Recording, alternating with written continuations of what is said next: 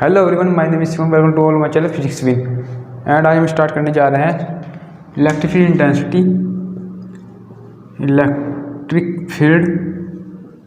Intensity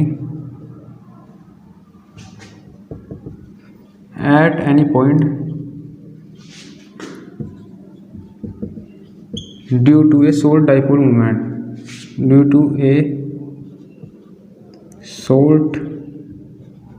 electric dipole.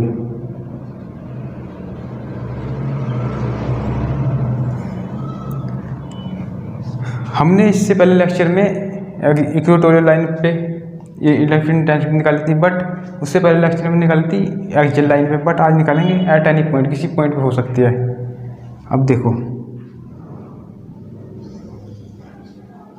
ये क्या है, electric dipole minus Q plus Q, and इसके मिडल पॉइंट लेते हैं हम एक, एंड इससे मिला देते हैं एक थीटा एंगल। अब हम निकालेंगे थीटा एंगल पे। हमने निकाली थी एक्सियल लाइन, पहले हमने एक्सियल लाइन पे निकाली थी, उसके बाद हमने निकाली थी इक्वेटोरियल लाइन पे, एंड आज निकालेंगे एट एनी पॉइंट, किसी पॉइंट पे निकाल सकते हैं हम बस, बट लेकिन थीटा एंगल होना चाहिए, ठीक है। थीटा एंगल हम किस पॉइंट पे निकालते हैं, मानते हैं कि के है, के पॉइंट, एंड इसको मानते हैं हम ओ पॉइंट ओ। देन इसकी हम कैसे निकाल लेंगे, अब देखो इस पॉइंट पर ये क्या होगा, ये हम मानते हैं कि कोई डाइपोल मोमेंट है, सोल्ड डाइपोल, एंड ये क्या होगा इसका, हम इसे अभी दूसरी सोल्विंग करेंगे इसे हॉरिजॉन्टल एंड वर्टिकल कंपोनेंट में। हॉरिजॉन्टल कंपोनेंट क्या होगा उसका, हॉरिजॉन्टल कंपोनेंट होगा उसका पी कोस थीटा, इसको हम लिख लेते हैं पी, ऐसे लिखते हैं पी कोस थीटा। एंड इसकी क्या होगा, वर्टिकल कंपोनेंट क्या होगा उसका, वर्टिकल कंपोनेंट होगा इसके हॉरिजॉन्टल के परपेंडिकुलर, ये क्या होगा, ये एक दूसरे के बीच का एंगल क्या होंगे 90 डिग्री, 90 डिग्री होगा ना एंगल, ये होगा पी साइन थीटा। अब देखो इस पॉइंट के पे निकालनी, पॉइंट के पे क्या निकालनी है हमें, इलेक्ट्रिक फील्ड इंटेंसिटी। एंड कैसे निकालेंगे, इफ़ ये हम कंसिडर करते हैं कि डिस्टेंस क्या है आर, यहाँ से यहाँ तक, ये क्या होगी डिस्टेंस आर हमने कंसिडर किए, एंड इस पॉइंट पर अब देखो ये पॉइंट क्या होगा, ये पॉइंट ओ के, एक्सियल लाइन है ना, ये एक्सियल लाइन पे इलेक्ट्रिक फील्ड किधर होती थी, आउटवर्ड, एंड ये परपेंडिकुलर है, तो इसके हम परपेंडिकुलर एक इलेक्ट्रिक फील्ड इधर लगाएंगे, इसकी इलेक्ट्रिक परपेंडिकुलर, तो इसके परपेंडिकुलर लाइन क्या होगी ये, एंड ये एंगल क्या होगा इनके दोनों के बीच का, इसे मानते हैं हम E1, इसको E2, एंड इन बीच का रिजल्टेंट क्या होगा E, ये हमें निकालना है, आया कुछ समझ में। एंड एंगल क्या होगा 90 डिग्री, आया समझ में कुछ, बिकॉज ये एंगल क्या है यहाँ पर, एक दूसरे के बीच का एंगल क्या है यहाँ पर 90 डिग्री। देन ये क्या होगा 90 डिग्री, एक दूसरे के परपेंडिकुलर है, एक दूसरे के परपेंडिकुलर। इसे हमें पी को 2 पार्ट में डिसोल्व कर लिया, 2 पार्ट में तोड़ दिया, ये horizontal component P cos theta and ये vertical component P sine theta. ये क्या है डिस्टेंस आर। अब देखो कैसे करते हैं, E1 की वैल्यू निकालने हैं पहले, E1 क्या है, इलेक्ट्रिक इंटेंसिटी एट पॉइंट के, E1 इक्वल टू क्या होगा 1/4 पाई एप्सिलॉन नॉट इंटू, यहाँ पर क्या है बताओ, P हमने निकालती है एक्सियल लाइन पे, आई थी 2P कोस थीटा, बट ये क्या हो जाए P कोस थीटा, हमारे पास इससे पिछले लेक्चर में हमने किया था डेरिवेशन, उसमें क्या आया था कि कोस थीटा है ये, उसमें क्या आया था कि 2P है, पर यहाँ क्या है कोस थीटा है ये, इसलिए हम P कोस थीटा रख देंगे क्योंकि P कोस थीटा है ना ये।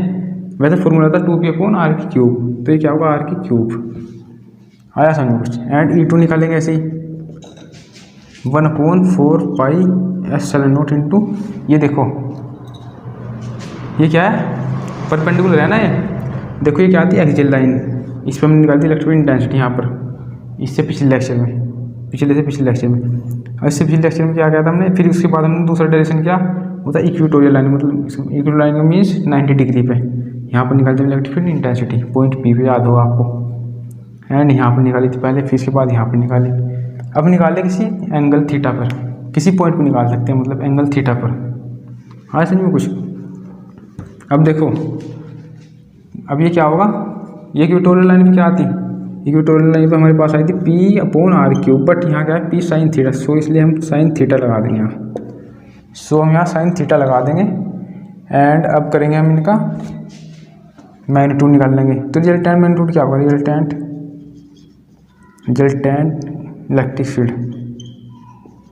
Electric field. अब देखो E की वैल्यू क्या आएगी, E=E1² plus E2² plus 2E1E2 cos theta. इसका रूट हमें पढ़ा होगा, ये 11th में पढ़ा होगा, ये वेक्टर एंड स्केलर क्वांटिटी में। अब देखो कोस थीटा क्या है, यहाँ पर कोस थीटा क्या है, इन दोनों के बीच का एंगल E1 एंड E2 के, इन दोनों के बीच का एंगल क्या होगा 90 डिग्री। सो ये क्या होगा कैंसिल, ये कैंसिल हो जाएगी पूरी, क्योंकि 90 डिग्री है तो ये 0 हो जाएगी। अब देखो E की वैल्यू क्या बचेगी, only E1² plus E2² root में, बिकॉज θ=90। आया समझ में कुछ, क्योंकि E1 एंड E2 के बीच का एंगल क्या है 90 डिग्री, एक दूसरे के परपेंडिकुलर है ना ये। सो ये क्या होगा कैंसिल, 0। ये तो ताड़ लिया होगा आपने, मिटो दूँ, चलो यहाँ पर कर देता हूँ, अब इसको उतार लो आप। अब देखो E की वैल्यू क्या आएगी, इसमें वैल्यू रख दो E1 के एंड E2 की, इक्वेशन फर्स्ट में। अब देखो E की वैल्यू क्या आएगी 1/4 epsilon not into Q 2P/r³, 2P cos θ/r³। अब देखो इसका स्क्वायर कर दो एंड प्लस इसके रख दो, अब जा 1/4 epsilon not into P sin θ/r³। अब देखो इसका पूरे का स्क्वायर करने के बाद इसका रूट कर देना, ऐसे हो गया रूट, आ गया समझ में इतना। अब देखो E की वैल्यू निकाल दिया हमें इसमें से, अब इसमें कॉमन लेना हमें 1/4 एप्सिलॉन नॉट कॉमन आ जाएगा एंड P आ जाएगा कॉमन, P/r³ कॉमन आ जाएगा, बस अंदर क्या आ जाएगा 2 cos θ। ऐसे मिटो देता हूँ मैं। अब देखो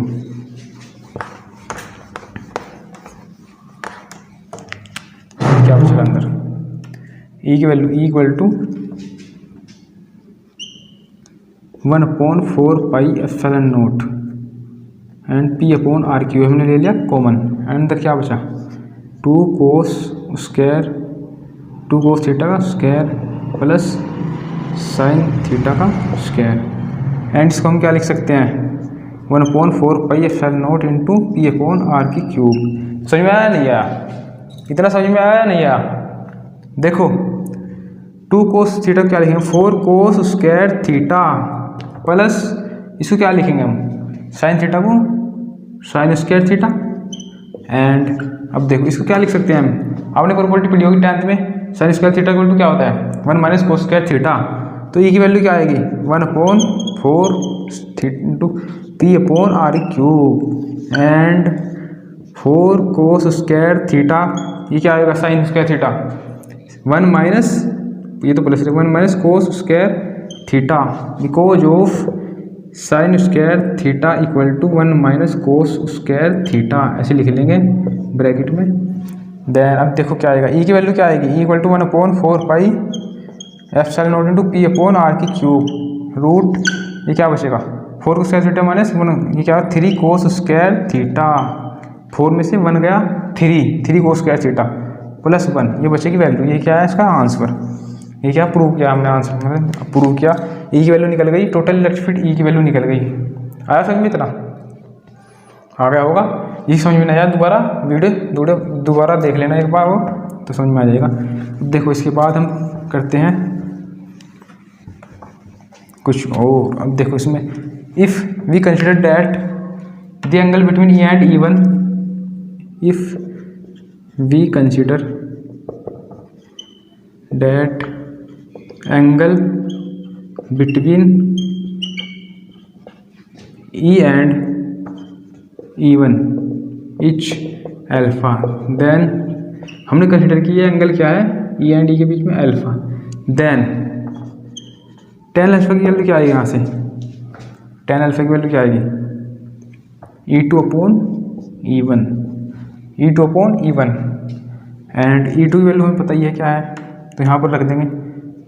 तो E2 की वैल्यू क्या है यहाँ से 1/4πε0 into P/r³ P sin theta upon r³। And ये क्या आएगा 1/4πε0 into P cos theta upon 2P cos theta upon r³।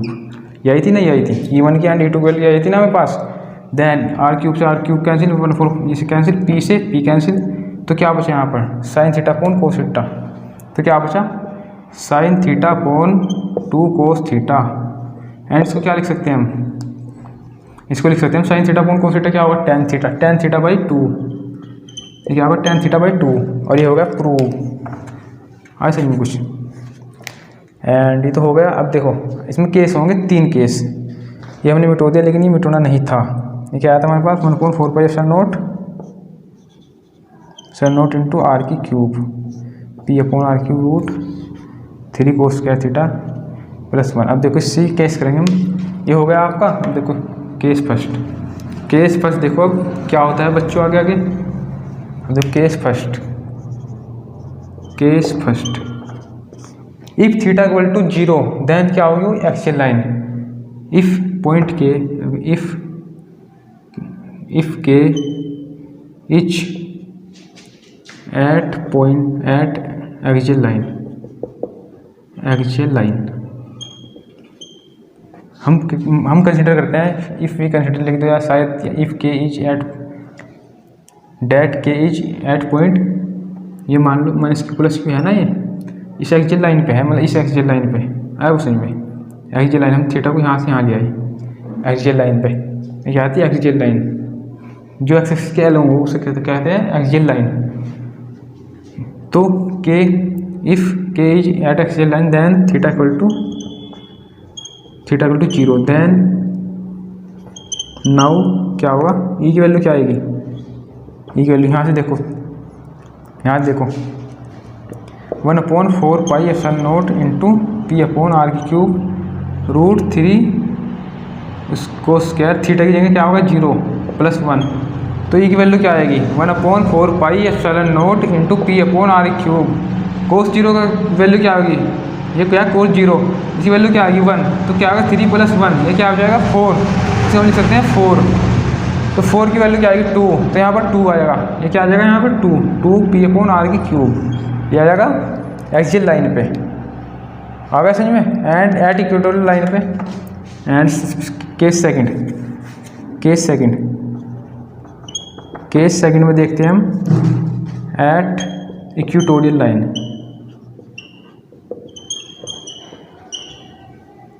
If के इज इक्वेटोरियल लाइन ऐसे लिख लो शायद। अब देखो ई की वैल्यू क्या आएगी, इसमें रख दें टेन क्या होगा। अब एक्चुअल लाइन पे क्या था थीटा इक्वल टू 0। अब आपको ये समझ में नहीं आया कि एक्चुअल लाइन पे कैसे आया थीटा इक्वल टू 0, ये तो मैंने बता दिया। देखो ये के है, हम ये कह रहा कि इसे यहाँ से उठा के हमने इसको यहाँ से उठा के हमने यहाँ रख दिया इस एक्चुअल लाइन पे। अब देखिए क्या करेगा, यहाँ से जाएगा एंगल कम होता जाएगा, ये चल गया, ये रख दिया, यहाँ पर आ गया है, ये होता है शुर, ये आ गया। तो थीटा क्या हो जाएगा, थीटा भी 60 था, अगर 60 वर्स थीटा तो ये क्या होगा कम होता चला जाएगा, 30 फिर 20 फिर क्या होगा 10 फिर 0 5 से बाद फिर 0 आया समझ में कुछ, तो 0 हो जाएगा। देन क्या होगा थीटा 0 होगा, ये हो गया। अब कह रहा है कि इक्वेटोरियल लाइन पे if K is equatorial at equatorial line then theta equal to क्या होगा 90 डिग्री। ये देखो इक्वेटोरियल लाइन क्या होगी, इसके परपेंडिकुलर। इक्वेटोरियल लाइन क्या होते हैं, तो ये होती है इक्वेटोरियल लाइन जो 20 से इसको डिवाइड करते हैं, इसके परपेंडिकुलर होती है एक्चुअल लाइन के। आ समझ में कुछ, ये क्या होगी फिर ये होगी क्या होगी इक्वेटोरियल लाइन, ये आया बच्चों को समझ में। तो इसकी एंगल क्या होगा थीटा 90, थीटा क्या होगा 90, देन 90 हम इसमें रखेंगे तो क्या आएगा 0, यहाँ क्या बचेगा 1, ओनली क्या आएगा आंसर P अपॉन r की क्यूब। ई की वैल्यू क्या आएगी 1/4πε0 इंटू P अपॉन r की क्यूब। बी को ये क्या आ जाएगा 0, 90 और 90 0 1 बचेगा, तो आंसर क्या आएगा ये इक्वेटोरियल लाइन पाएगा P अपॉन r की क्यूब। अब देखो इसका कोई क्वेश्चन करते हैं, अब देखो कोई क्वेश्चन करते हैं इसका। देखो हो गया ये तो। इसका क्वेश्चन करते हैं।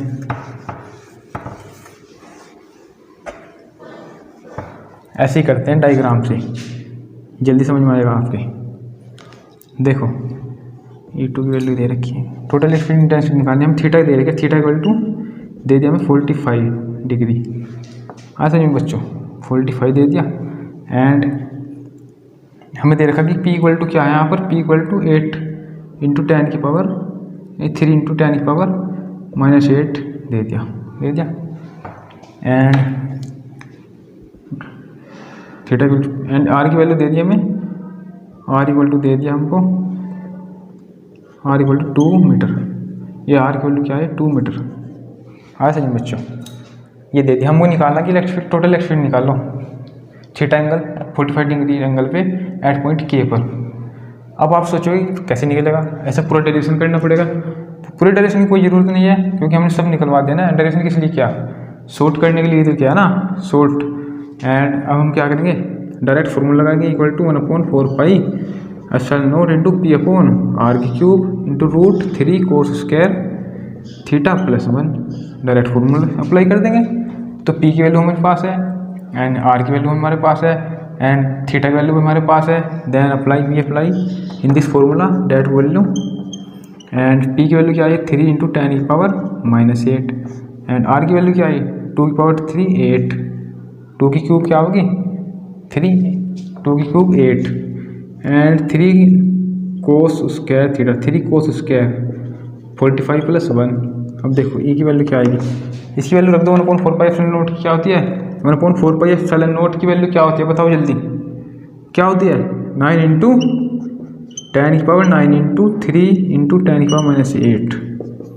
इसकी वैल्यू क्या होती है, ये हमने ये उतारा अब क्या 10/8 एंड ये क्या होगी वैल्यू 3 इंटू कोस 45 की वैल्यू क्या आता है 1/√2। तो उसका स्क्वायर क्या आएगा 1/2, तो 3/2 हो जाएगी प्लस 1 एंड इसकी वैल्यू क्या आएगी 9 3 27 इंटू 10 की पावर 9 से 8 गए 1, तो 10 बचेगा 10 की पावर 1/8 और ये क्या होगा 325/2 का मतलब मीन्स 2.5 बचेगा अंदर।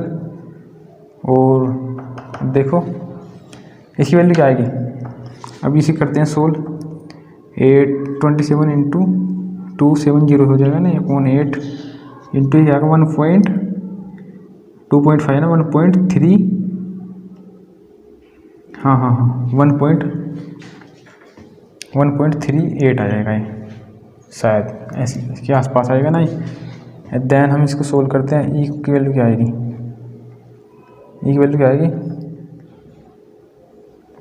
8 3 जा 24, 8 3 जा 24 एंड ये क्या बचेगा यहाँ पर 3 बचेगा ना 3, फिर 8 2 जा 3 जा 5 जा 3 जा, फिर 3 जा चलेगा दोबारा, फिर क्या बचेगा पॉइंट लगेगा, फिर क्या चलेगा 24 चलेगा ना 8 3 जा 24, फिर यहाँ पर क्या बचा था 3, ऐसे 24 यहाँ 6 बचे गए, फिर क्या लगा 7 37.8 इंटू 1.38 एंड इसकी वैल्यू आएगी 56.6 क्या समथिंग आएगी न्यूटन पर मीटर इसी समथिंग आएगी ई की वैल्यू। टोटल इलेक्ट्रिक निकल गई हमारे पास, टोटल इलेक्ट्रिक फील्ड की वैल्यू निकल गई हमारे पास, ई की वैल्यू आया कुछ समझ में। अब जिसने हमारे चैनल को सब्सक्राइब नहीं किया वो प्लीज़ सब्सक्राइब करें, लाइक करें